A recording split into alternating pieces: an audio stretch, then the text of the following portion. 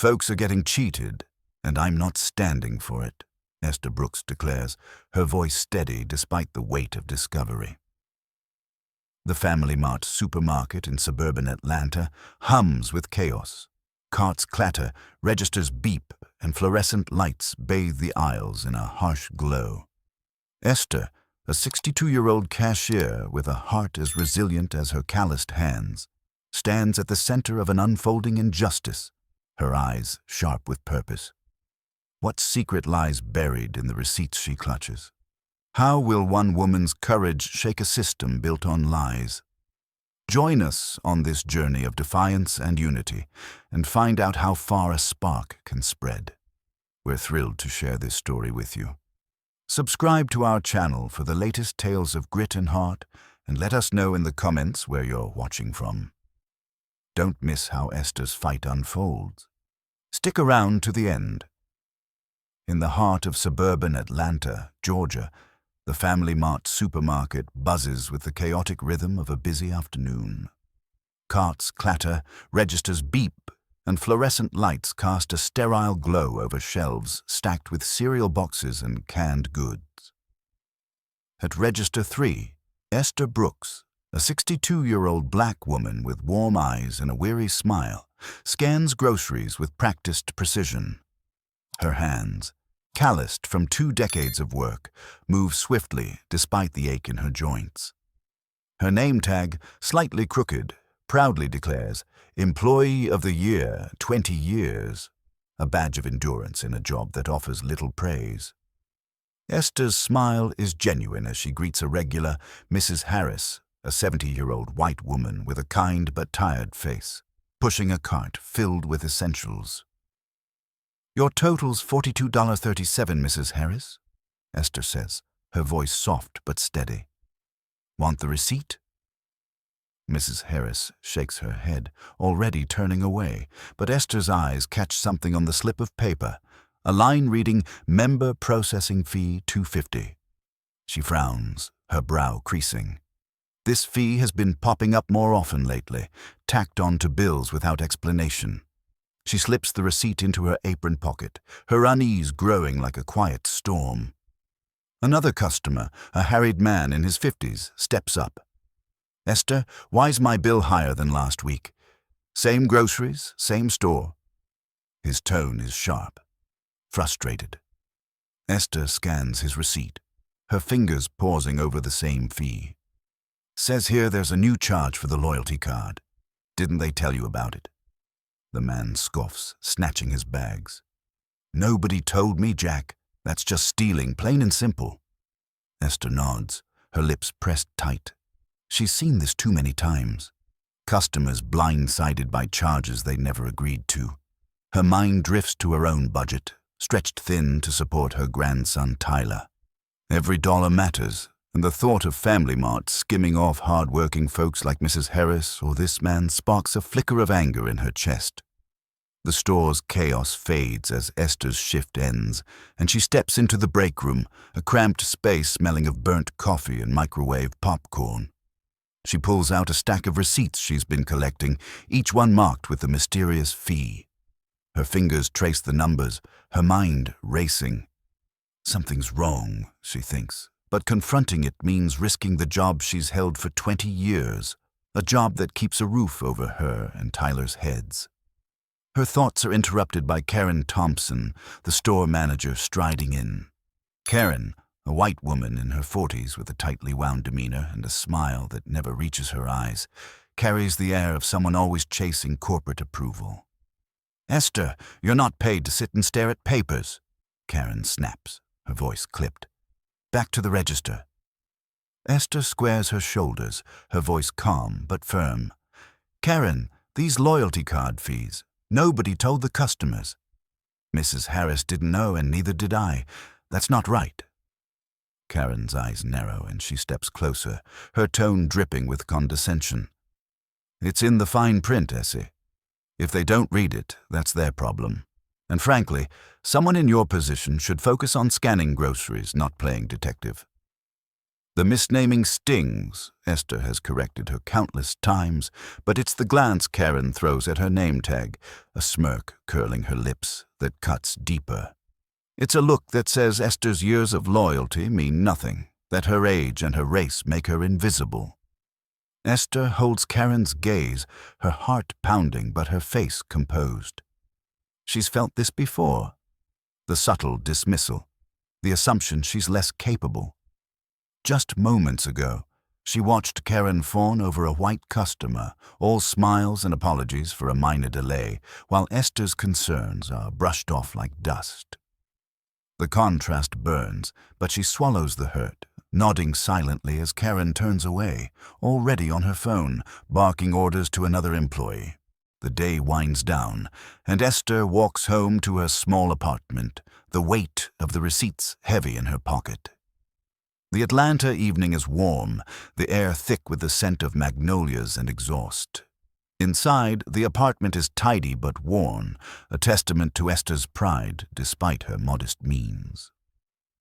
Tyler, her 16-year-old grandson, sits at the kitchen table, his nose buried in a math textbook. His presence is a reminder of why she keeps going. After her daughter's death, Esther became his anchor, his future her mission. She pulls out her own grocery receipt from a recent purchase, her eyes catching the same $2.50 fee. Her breath catches. Even she's been charged, her hard-earned money siphoned off without consent. She glances at a framed photo on the counter, her daughter smiling, holding a young Tyler. The memory of loss mingles with a growing resolve. Esther's not just fighting for herself or Mrs. Harris. She's fighting for Tyler, for a world where he won't be cheated by those who think they can get away with it. Sitting at the table, she spreads the receipts before her, the numbers blurring as her mind sharpens. "No one gets to steal from us," she murmurs, her voice low but fierce. Tyler looks up, curious, but Esther shakes her head, not ready to share the burden yet. She tucks the receipts away, her heart set on answers. The supermarket's fluorescent lights may dim, but Esther's determination burns brighter, a spark ready to ignite something bigger. The Atlanta night wraps Esther Brooks in a humid embrace as she steps into the Family Mart parking lot, the weight of the receipts still heavy in her pocket. Her murmured vow, "No one gets to steal from us," lingers in the air, a quiet fire kindling in her chest. The supermarket's neon sign flickers above, casting jagged shadows across the asphalt. Esther's resolve is unshaken, but the risk of challenging Karen Thompson looms large. She's not just a cashier, she's a grandmother, a survivor, and now, perhaps, a rebel. As she scans the empty lot, a figure emerges from the darkness. Jamal Harris, the 20-something grandson of Mrs. Harris, his quick grin cutting through the tension like a blade.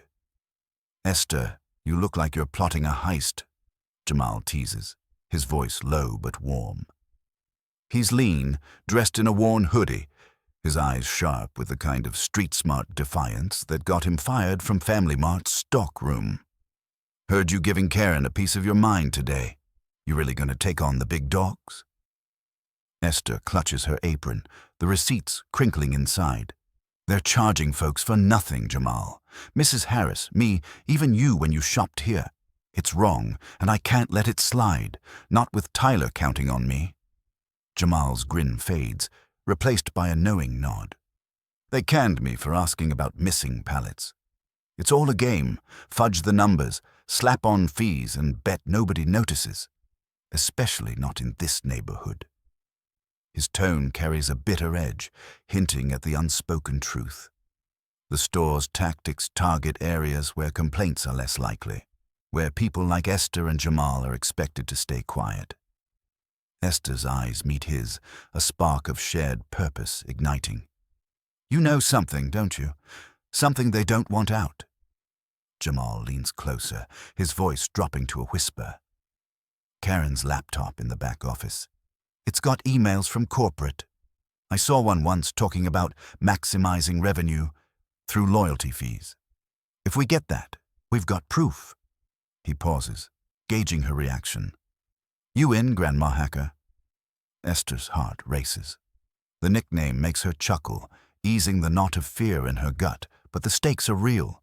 Losing her job could unravel everything. Tyler's school supplies, their rent, their future. Yet the image of her daughter's smile, framed in her apartment, pushes her forward. "Show me the way," she says, her voice steady despite the tremble in her hands.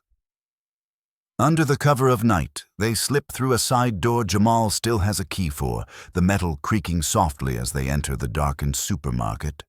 The aisles, so chaotic by day, now loom silent, their shelves casting eerie silhouettes under flickering emergency lights.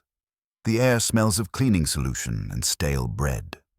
Esther's sneakers squeak faintly on the polished floor as they navigate to the back office, her pulse hammering with every step.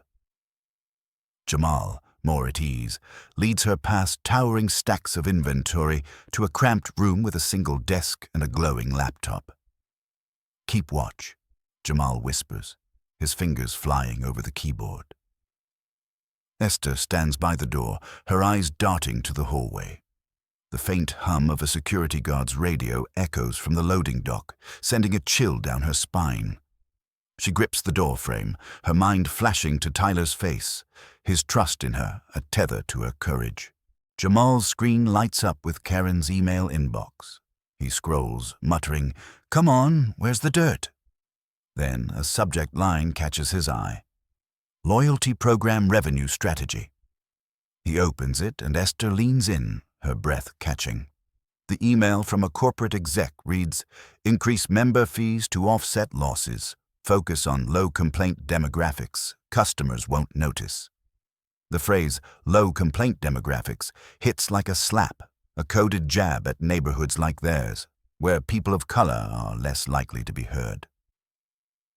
"That's it," Esther whispers, her voice tight with fury. "They're stealing from us because they think we won't fight back."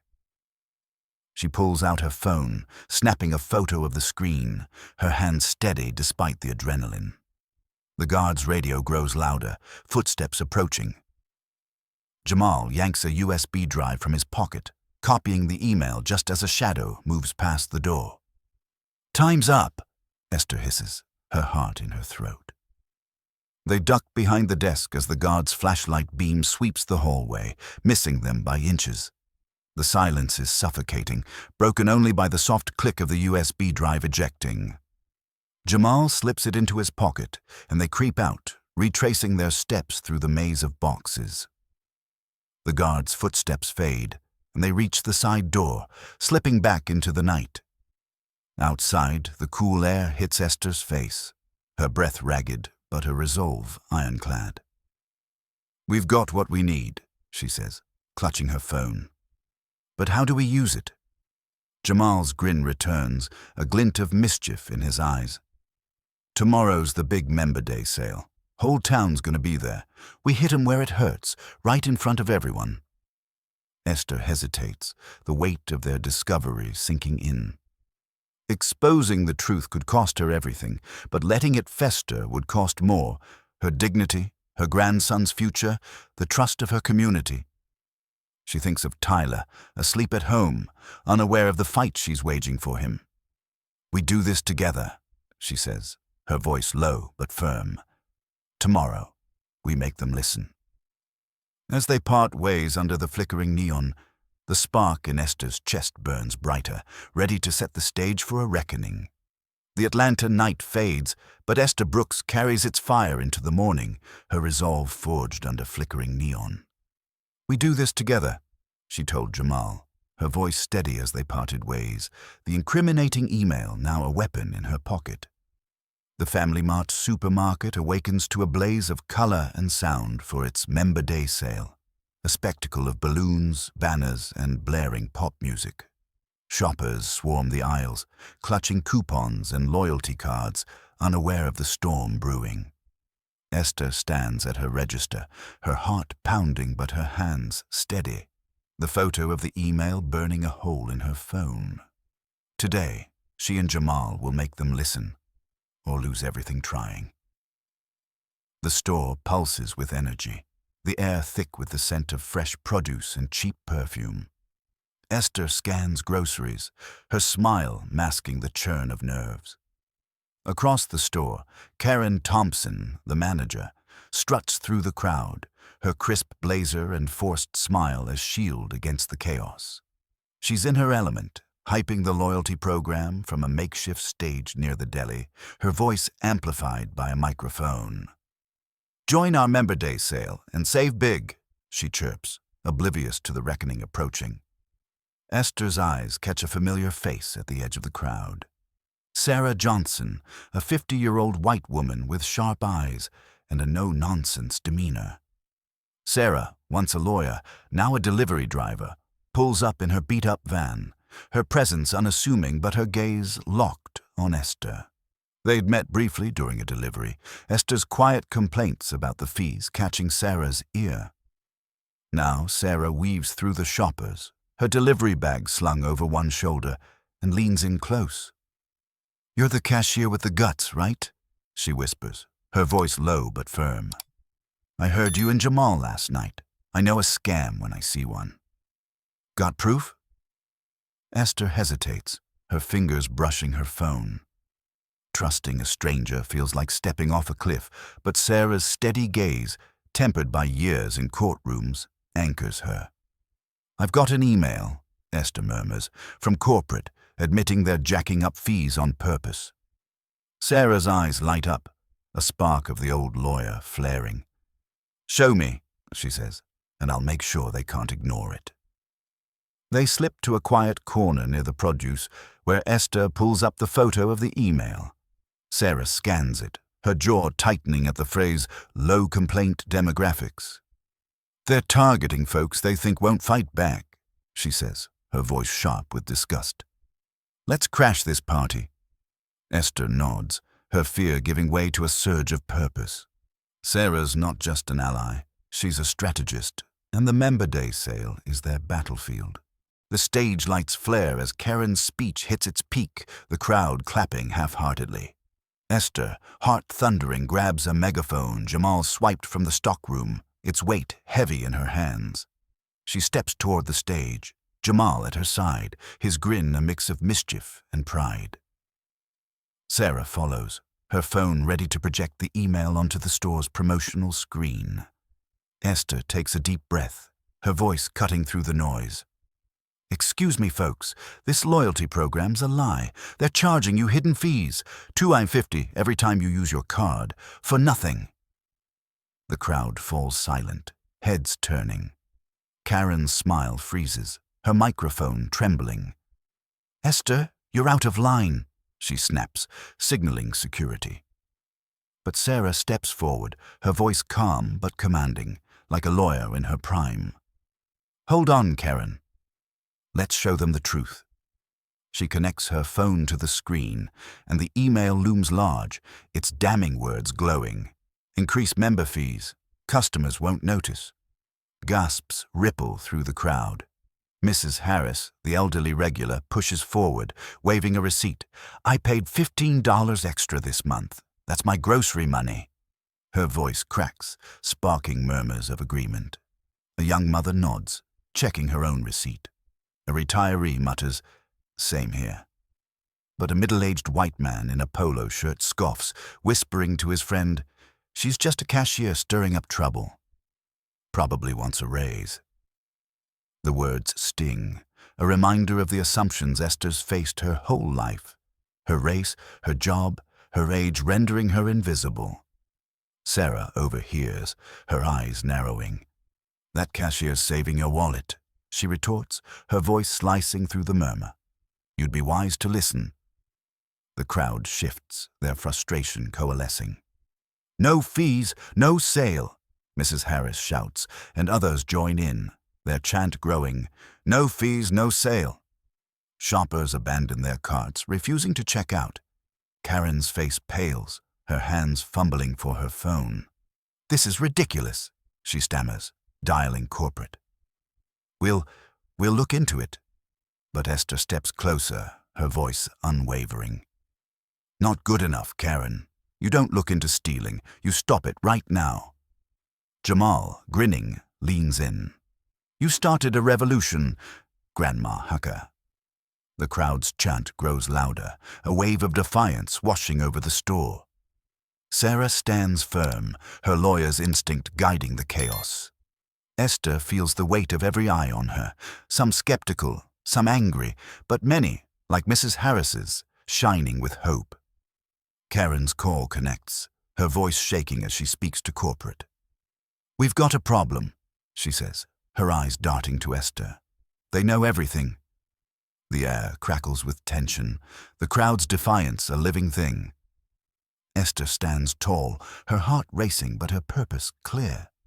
Tomorrow's fight will be fiercer, but today they've shaken the foundations of Family Mart's lies, and the spark in her chest roars into a flame. The Family Mart supermarket stands quieter now, the echoes of the crowd's defiant chant, "No fees, no sale," still lingering in Esther Brooks's ears. She stood tall, her heart racing as Karen's trembling voice admitted to corporate, "They know everything." The spark in Esther's chest, once a flicker, now roars into a flame, carrying her through the days that follow. A few days later, the store hums with its usual rhythm, but the air feels different, lighter, as if the truth has swept away some of the weight. Esther scans groceries at her register, her name tag gleaming under the fluorescent lights, her resolve unshaken. The fight isn't over, but the foundations of Family Mart's lies have cracked, and Esther knows she's at the heart of it. Shoppers move through the aisles, their carts clattering, unaware of the seismic shift unfolding behind the scenes. Esther's hands move with practiced ease, but her mind is on the email, the confrontation, and the community that rallied behind her. She catches Mrs. Harris's eye across the store, the elderly woman offering a nod of quiet pride. The moment is broken by Karen Thompson's approach, her usual crisp blazer slightly rumpled, her face drained of its corporate polish. She stops at Esther's register, her hands fidgeting, avoiding eye contact. "Esther," Karen says, her voice low, almost swallowed by the store's hum. "Can we talk? Alone?" Esther nods, her expression guarded but calm. They step into the break room, the same cramped space where Karen once dismissed her concerns. The smell of burnt coffee lingers, but the power dynamic has shifted. Karen's shoulders slump, her voice barely above a whisper. "I didn't want this," she says, her eyes fixed on the floor. "Corporate pushed me to hit revenue targets. They said the fees were standard, that no one would care. I was wrong, Esther. I'm sorry." The apology hangs heavy, laced with the strain of a woman caught between ambition and regret. Esther studies her, the sting of Karen's past condescension, calling her Essie, smirking at her name tag, still fresh. But she sees the crack in Karen's armor, the fear of losing everything she's built. "Sorry doesn't fix it," Esther says, her voice firm but not cruel. "You knew those fees were wrong. You looked the other way while folks like Mrs. Harris paid for your numbers. Make it right, Karen. Not for me, but for them." Karen nods, her jaw tight, and slips out, leaving Esther alone with her thoughts. Back at her register, Esther's routine is interrupted by a young cashier, a white man in his 30s, muttering to a co-worker nearby.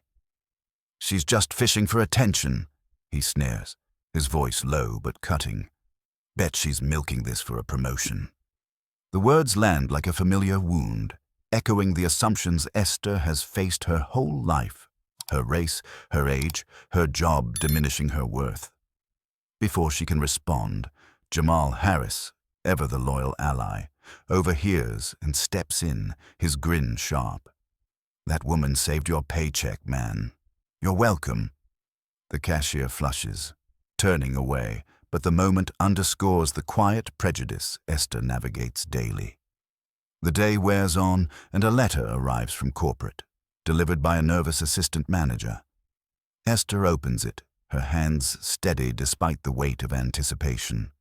The words confirm what the crowd's defiance set in motion. Family Mart will refund $10,000 in hidden fees to 3,500 customers and eliminate the loyalty program charges entirely. The letter offers Esther a $5,000 bonus for her cooperation, but the gesture feels hollow, a corporate bandage on a deeper wound.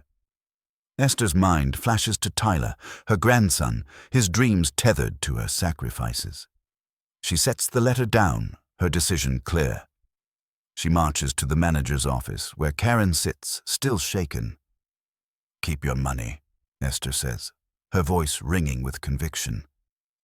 "Use it to start a scholarship fund for kids in this community, kids like my Tyler. That's how you make it right." Karen blinks, caught off guard, but nods, scribbling a note as if afraid to meet Esther's gaze. The assistant manager, witnessing the exchange, offers a small smile, a rare crack in the store's rigid hierarchy. As the sun dips low, Esther steps into the Family Mart parking lot, the Atlanta evening wrapping her in a warm glow. Tyler waits for her, his new backpack slung over one shoulder, a gift from the first scholarship funded in Esther's name. His eyes shine with pride, and he hugs her tightly. No words needed. Sarah Johnson pulls up in her delivery van, her lawyer's sharpness softened by a grin. "You did good, Esther," she says, leaning out the window. "This town won't forget you." Esther returns the smile, her heart full. "Wasn't just me," she says, glancing at Tyler. "It was all of us." She takes his hand, and they walk across the lot, the supermarket's neon sign flickering behind them. Esther's steps are lighter, her purpose unshaken. "Don't ever let anyone make you feel small, Tyler," she says, her voice soft but fierce. "You're stronger than they know." The horizon glows gold, a promise of battles won and legacies begun as Esther's spark settles into a steady flame. A screen fades in, text glowing against the dusk. The Esther Brooks Scholarship Fund supports 12 students annually. Family Mart has revised its policies for transparency. The words linger, a testament to a woman who refused to be invisible. As Esther's story in the last receipt comes to a close, we're left with a powerful reminder. One voice, fueled by courage, can spark change that lifts an entire community. Her fight against injustice, alongside Jamal, Sarah, and the shoppers of Family Mart, shows that standing up for what's right is never small. It's monumental. We hope this tale of resilience and unity resonates with you, stirring your own reflections on justice and legacy. What did Esther's journey inspire in you? How do you see yourself standing up in your own community? Please share your thoughts. We'd love to hear them. Thank you for joining us in this story, for feeling its heart and fire. Your time and connection mean the world. Until next time, keep carrying your own spark, and we'll meet again soon with another tale to inspire.